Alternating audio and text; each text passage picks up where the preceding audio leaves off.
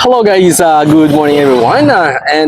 For today's video, we are bound to Craftsman School Tanawan Leyte para isurpresa si Maraya Ayesha Pedrosa sa kanyang 13th birthday today.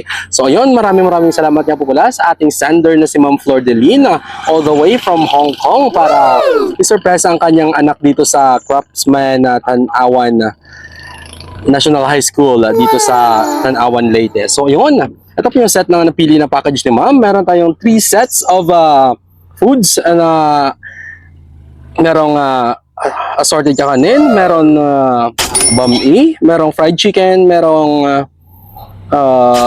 lumpia, and merong cordon bleu, and then yung drinks natin. And meron tayong 1,000 worth of money bouquet, then panda. Tapos meron tayong mga utensils doon sa likod. At meron tayong cake na red, white, and pink theme.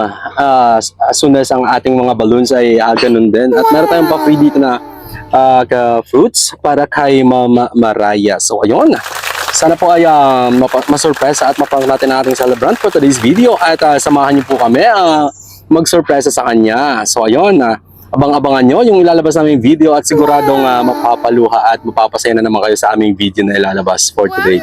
So ayun, sa mga nais pumapasurpresa sa kanilang mga mahal sa buhay dito sa Summer and Leyte, just contact Surprises and Gift Delivery at kami na pong bahalang magsurpresa sa mga minamahal nyo sa buhay dito na naiwan. Thank you so much po.